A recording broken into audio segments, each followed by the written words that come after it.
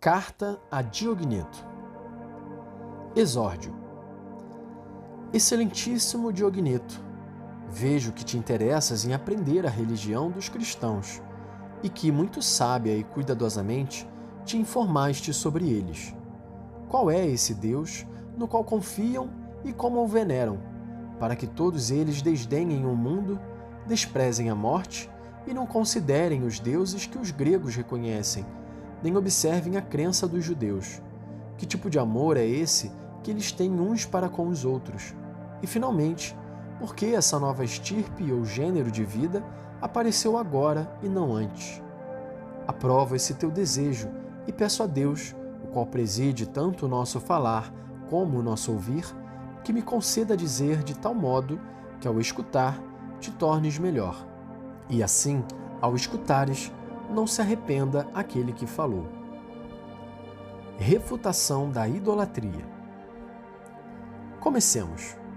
Purificado de todos os preconceitos que amontoaram em tua mente, despojado do teu hábito enganador e tornado pela raiz homem novo, e estando para escutar, como confessas, uma doutrina nova, vê não somente com os olhos, mas também com a inteligência, que substância e que forma possuem os que dizeis que são deuses e assim os considerais. Não é verdade que um é pedra, como a que pisamos, outro é bronze, não melhor do que aquele que serve para fazer os utensílios que usamos. Outro é madeira, que já está podre. Outro ainda é prata, que necessita de alguém que o guarde, para que não seja roubado. Outro é ferro, consumido pela ferrugem. Outro de barro, não menos escolhido que aquele usado para os serviçais mais vis. Tudo isso não é de material corruptível? Não são lavrados com o ferro e o fogo? Não foi o ferreiro que modelou um, o ourives outro e o oleiro outro? Não é verdade que antes de serem moldados pelos artesãos na forma que agora têm, cada um deles poderia ser, como agora, transformado em outro? E se os mesmos artesãos trabalhassem os utensílios do mesmo material que agora vemos, não poderiam transformar-se em deuses como esses? E ao contrário, esses que agora adorais, não poderiam transformar-se, por mão de homens, em utensílios semelhantes aos demais? Essas coisas todas não são surdas, cegas, inanimadas, insensíveis, imóveis? Não apodrecem todas elas? Não são todas destrutíveis? A essas coisas chamais de deuses, as servis, as adorais, e terminais sendo semelhantes a elas. Depois, odiais os cristãos, porque estes não os consideram deuses. Contudo, vós que os julgais e imaginais deuses, não os desprezais mais do que eles? Por acaso, não zombais deles e os cobris ainda mais de injúrias, vós que venerais deuses de pedra e de barro, sem ninguém que os guarde, enquanto fechais a chave, durante a noite, aqueles feitos de prata e de ouro, e de dia colocais guardas para que não sejam roubados? Com as honras que acreditais tributar-lhes, se é que eles têm sensibilidade, na verdade, os castigais com elas. Por outro lado, se são insensíveis, vós os envergonhais com sacrifícios de sangue e gordura. Caso contrário, que alguém de vós prove essas coisas e permita que elas lhe sejam feitas. Mas o homem, espontaneamente, não suportaria tal suplício, porque tem sensibilidade e inteligência. A pedra, porém, suporta tudo, porque é insensível. Concluindo, eu poderia dizer-te outras coisas sobre o motivo que os cristãos têm para não se submeter a esses deuses. Se o que eu disse parecer insuficiente para alguém, creio que seja inútil dizer mais alguma coisa. Refutação do culto judaico. Por outro lado, creio que desejas particularmente saber por que eles não adoram Deus à maneira dos judeus. Os judeus têm razão quando rejeitam a idolatria, de que falamos antes, e prestam culto a um só Deus, considerando-o o Senhor do universo. Contudo, erram quando lhe prestam um culto semelhante ao dos pagãos.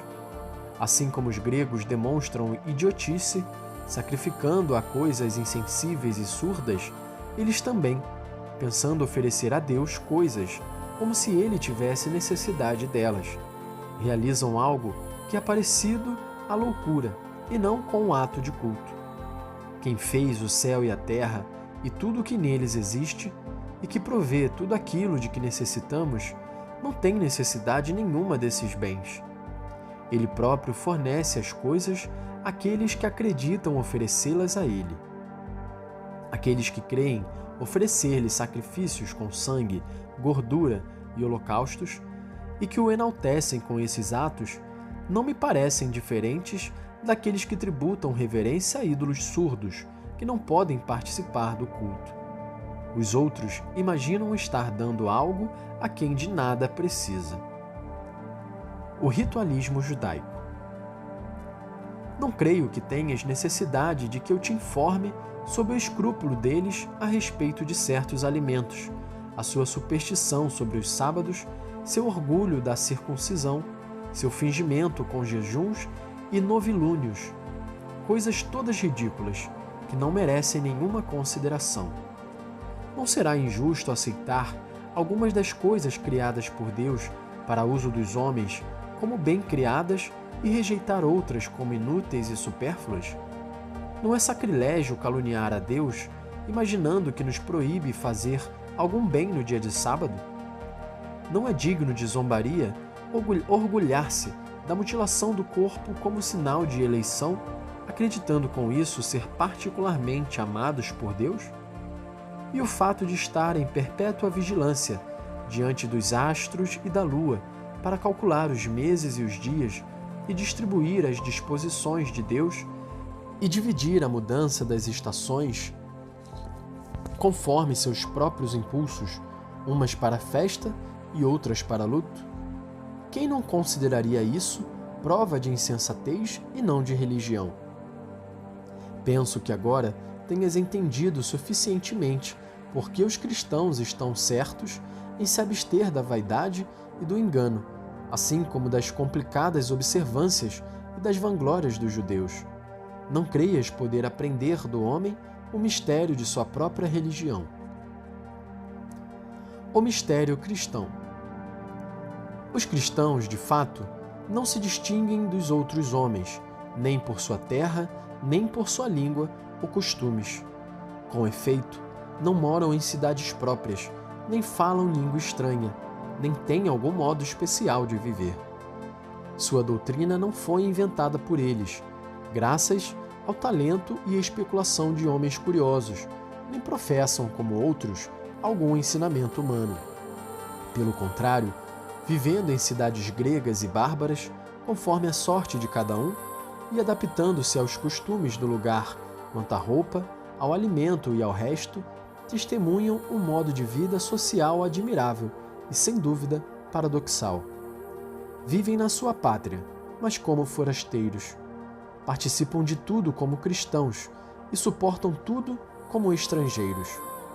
Toda pátria estrangeira é pátria deles, e cada pátria é estrangeira. Casam-se como todos e geram filhos, mas não abandonam os recém-nascidos. Põem mesa em comum, mas não o leito. Estão na carne, mas não vivem segundo a carne. Moram na terra, mas têm sua cidadania no céu. Obedecem às leis estabelecidas, mas com sua vida ultrapassam as leis. Amam a todos e são perseguidos por todos. São desconhecidos e, apesar disso, condenados. São mortos e, desse modo, lhes é dada a vida. São pobres e enriquecem a muitos. Carecem de tudo e têm abundância de tudo. São desprezados e, no desprezo, tornam-se glorificados. São amaldiçoados e depois proclamados justos.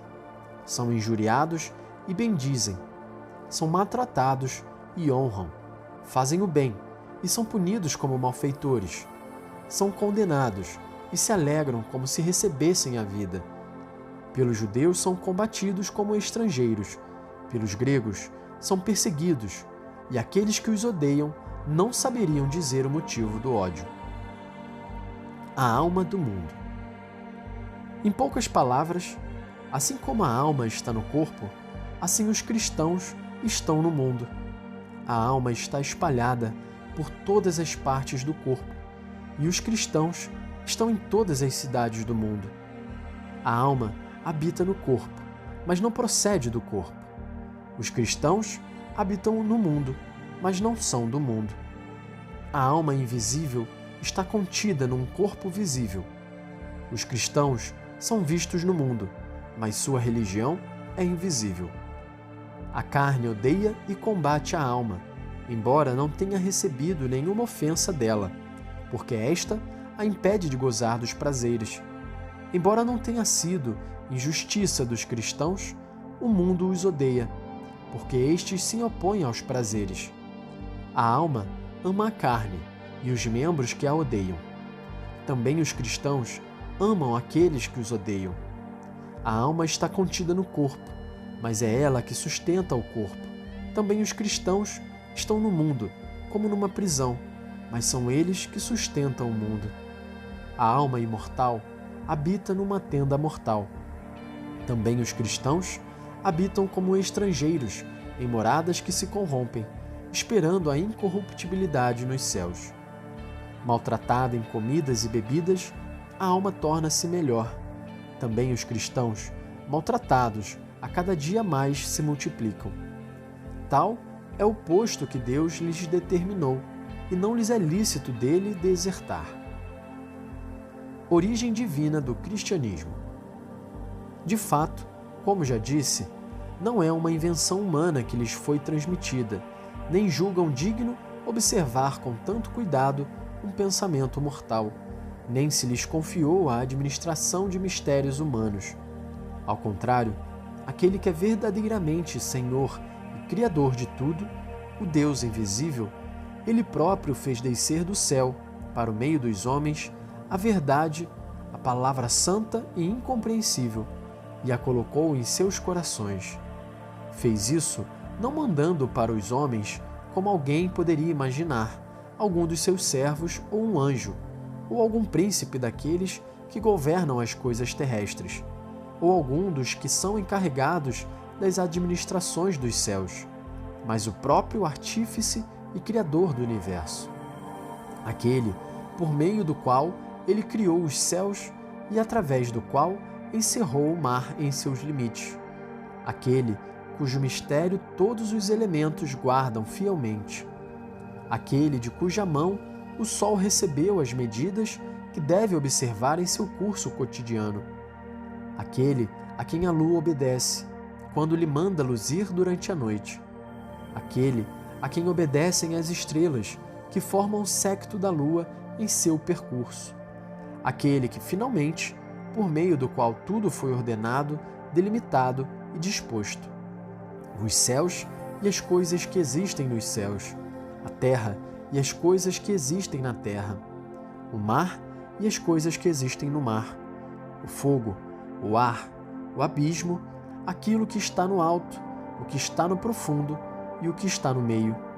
Foi esse que Deus enviou. Talvez, como alguém poderia pensar, será que o enviou para que existisse uma tirania ou para infundir-nos medo e prostração? De modo nenhum. Ao contrário, enviou-o com clemência e mansidão, como um rei que envia seu filho. Deus o enviou como homem para os homens. Enviou-o para nos salvar, para persuadir e não para violentar, pois em Deus não há violência. Enviou-o para chamar e não para castigar.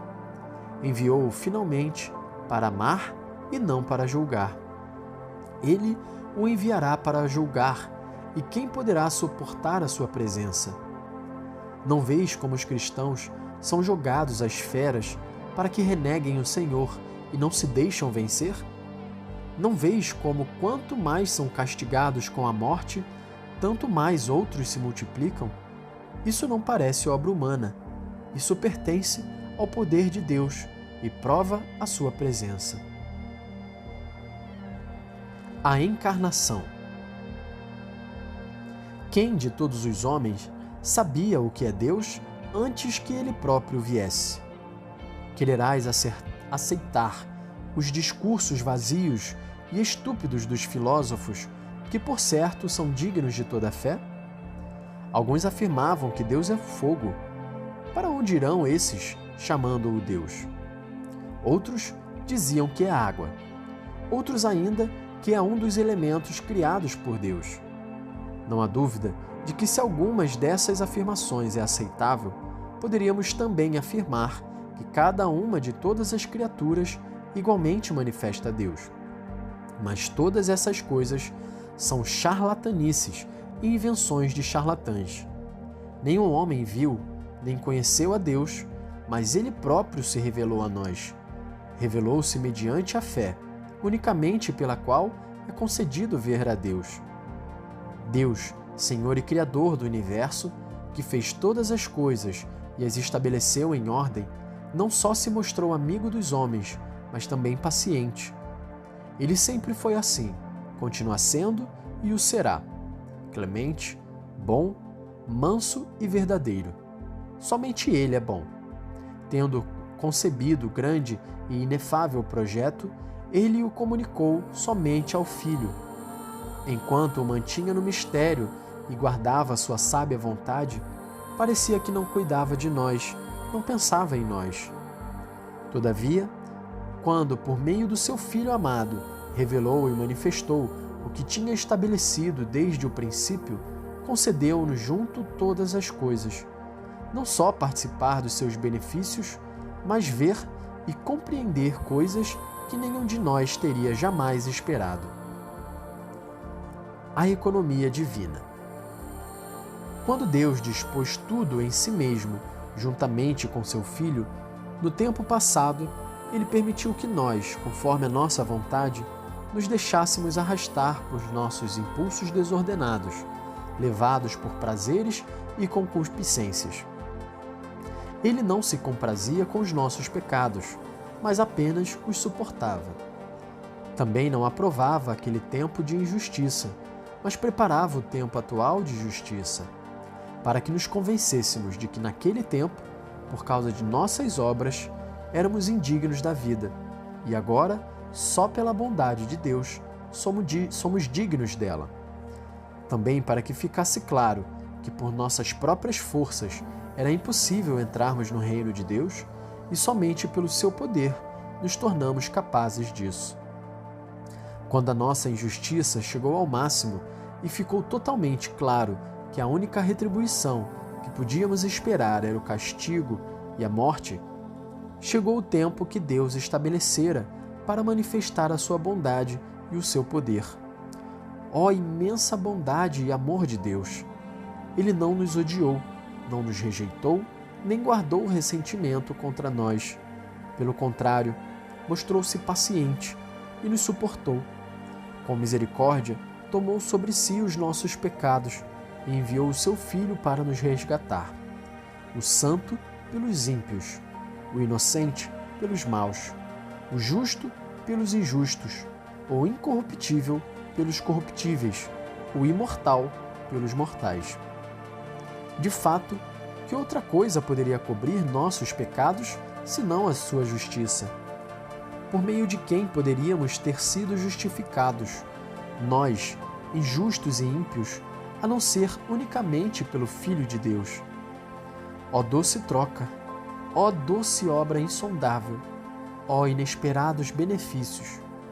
A injustiça de muitos é reparada por um só justo, e a justiça de um só torna justos muitos outros. Ele antes nos convenceu da impotência da nossa natureza para ter a vida. Agora, mostra-nos o Salvador capaz de salvar até mesmo o impossível. Com essas duas coisas, Ele quis que confiássemos na sua bondade e o considerássemos nosso sustentador, Pai, Mestre, Conselheiro, Médico, Inteligência, Luz, Homem-Glória, Força, Vida sem preocupações com a roupa e o alimento.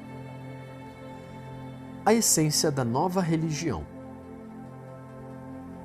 Se também desejas alcançar esta fé, primeiro deves obter o conhecimento do Pai. Deus, com efeito, amou os homens. Para eles, criou o mundo e a eles submeteu todas as coisas que estão sobre a terra. Deu-lhes a palavra e a razão, e só a eles permitiu contemplá-lo. Formou-os à sua imagem, enviou-lhes seu Filho unigênito, anunciou-lhes o reino do céu, e o dará àqueles que o tiverem amado. Depois de conhecê-lo, tens ideia da alegria com que serás preenchido? Como não amarás aquele que tanto te amou? Amando, tu te tornarás imitador da sua bondade. Não te maravilhes de que um homem possa ser imitador de Deus. Se Deus quiser, o homem poderá. A felicidade não está em oprimir o próximo, ou em querer estar por cima dos mais fracos, ou enriquecer-se e praticar violência contra os inferiores. Desse modo, ninguém pode imitar a Deus, pois tudo isso está longe da sua grandeza. Todavia, quem toma sobre si o peso do próximo e naquilo em que é superior, procura beneficiar o inferior, aquele que dá aos necessitados o que recebeu de Deus, é como Deus para os que recebeu de sua mão, é imitador de Deus. Então, ainda estando na terra, contemplarás porque Deus reina nos céus. Aí começarás a falar dos mistérios de Deus, amarás e admirarás aqueles que são castigados por não querer negar a Deus. Condenarás o engano e o erro do mundo, quando realmente conheceres a vida no céu, quando desprezares esta vida que aqui parece morte, e temeres a morte verdadeira, reservada àqueles que estão condenados ao fogo eterno, que atormentará até o fim aqueles que lhe forem entregues. Se conheceres esse fogo, ficarás admirado, e chamarás de felizes aqueles que, pela justiça, suportaram o fogo passageiro. O discípulo do Verbo. Não falo de coisas estranhas, nem busco coisas absurdas. Discípulo dos apóstolos, torno-me agora mestre das negações e transmito o que me foi entregue para aqueles que se tornaram discípulos dignos da verdade. De fato, quem foi retamente instruído e gerado pelo Verbo amável não procura aprender com clareza o que o mesmo Verbo claramente mostrou aos seus discípulos. O Verbo apareceu para eles, manifestando-se e falando livremente. Os incrédulos não o compreenderam, mas ele guiou os discípulos que julgou fiéis, e estes conheceram os mistérios do Pai.